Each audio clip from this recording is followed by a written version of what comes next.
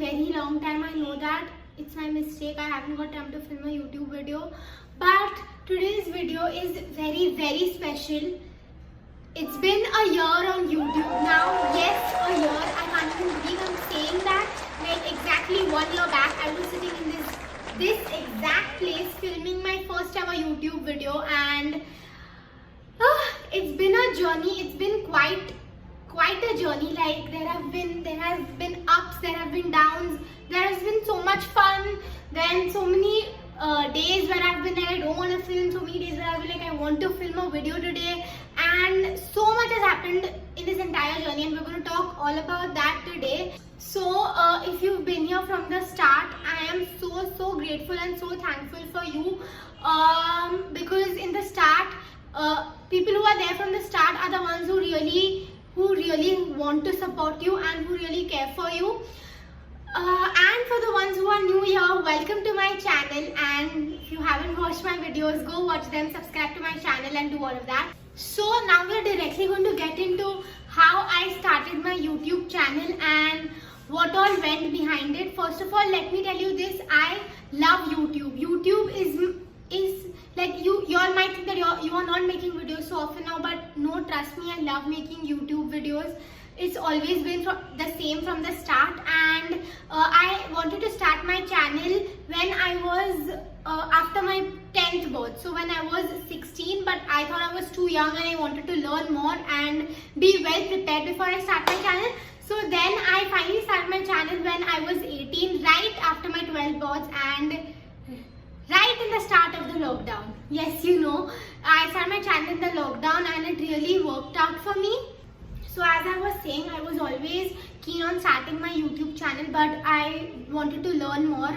And so one thing that I did was, I was so passionate about YouTube. I used to watch a lot of YouTube videos, and one of my biggest inspiration was Sejal Kumar, because she also started her channel right when she was 18, right after her 12th birth, and her content was quite was the type of content that I wanted to create, like fashion videos, vlogs, and yeah, like everything in general, dance videos, everything.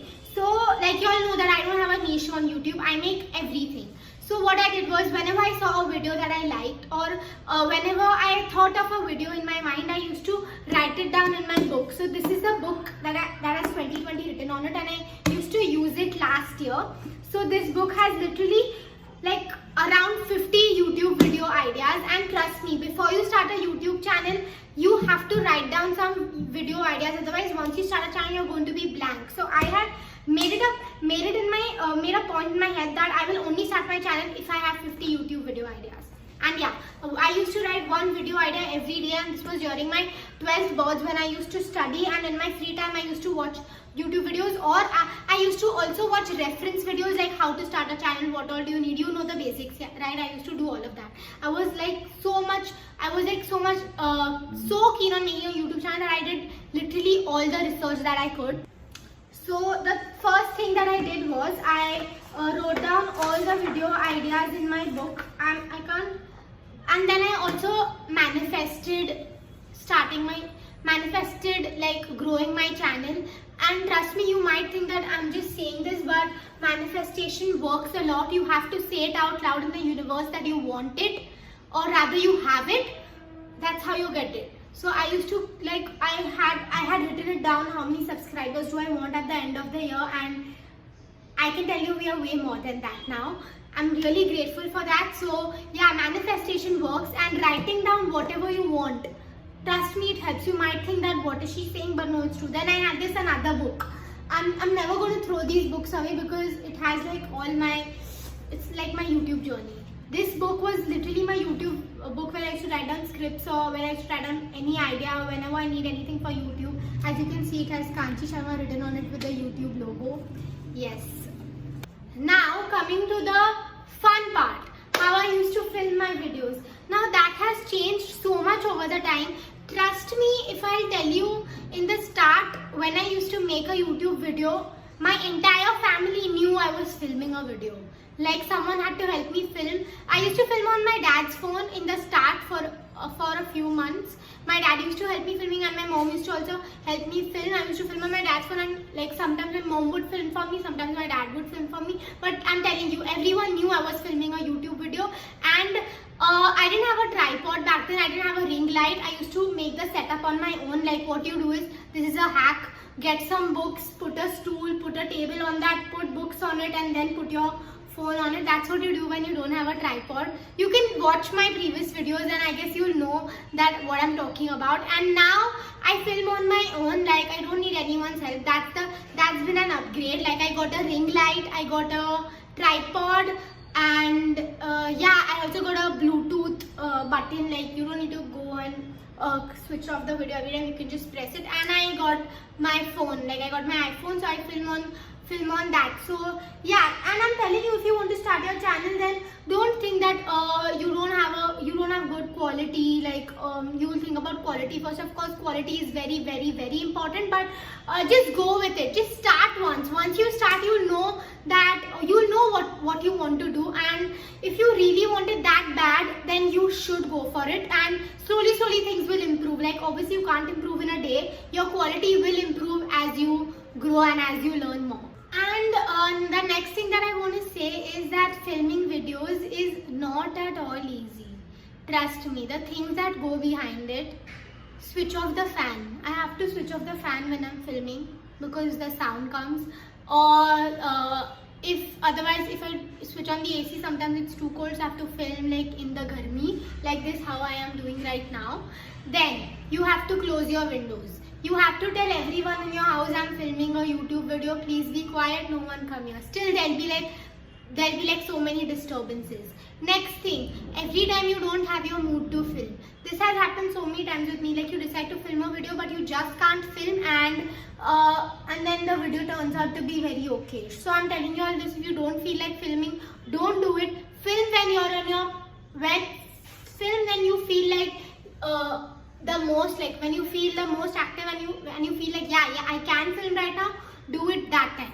Then the next thing is that yes, I have cried so many times while filming my YouTube videos. It is not even funny. There was a point when I used to cry while filming every single YouTube video of mine. At some point or the other, like suppose someone like I didn't do some part properly, then I used to start crying. Or if something was not perfect, I used to start crying. If someone didn't film me properly, I used to start crying. So the next thing that I'm going to be talking about is a few of the toughest videos and few of my favorite videos. So my favorite video till date is the Nachti Tu vlog. It will always be close to my heart. So many things have changed after that video, and so much has changed after Nachti Tu in general in life, and it will always be special to me. Also, that video has the most views on my channel. It has over 100k views. And watch that video if you haven't, and I'm sure you've watched it already. Then another video that is one of my favorites is my birthday vlog, because all my friends are in it, and I genuinely like that video. Like even if I wasn't in the video, I would have watched that video.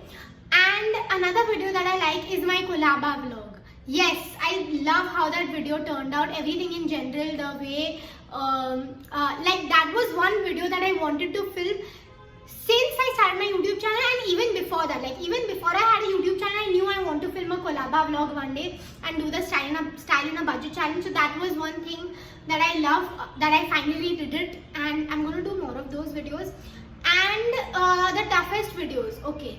So the Alia Bhatt video where I recreated Alia Bhatt's pictures. Oh my god, that video was so tough to film, and so much crying and drama happened in that video. I can't even tell you all. Like I got mad at my parents. I started crying because they were the one filming me that time. They were the one clicking my pictures, and I'm a perfectionist, so I needed them to be perfect. So many retakes, so many pictures, so much drama, so much crying. That was one of the toughest videos.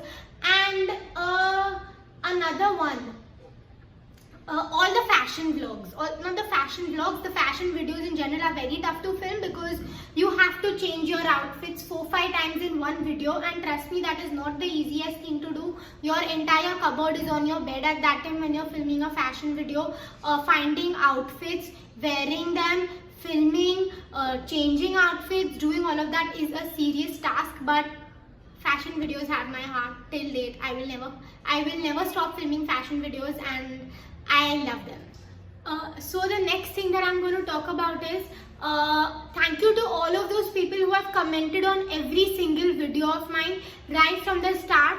It really means a lot, and it really motivates the person to make more videos in the future, because not everyone comments or not everyone likes your videos. They just watch it and they just move on. They don't even watch it. Some people just skip it. But thank you to all of those people who watched my entire video, who've liked it, who've subscribed, who've commented on every single video. It means a lot to me, and because of that, I'm doing what I want to do right now. And another thing I want to say is that if you are starting your YouTube channel, one thing, consistency is key. I know I'm not consistent right now, but I have been consistent throughout the year. I have posted a video every single week without stopping. There might be 1 or 2 breaks in the middle, but I've made up for it by posting 2 videos in the next week. So yeah, I know I'm not doing that now, but I just want to tell you, if you're starting your YouTube, you have to be consistent. That is the only way you will grow. Then you have to set goals for yourself.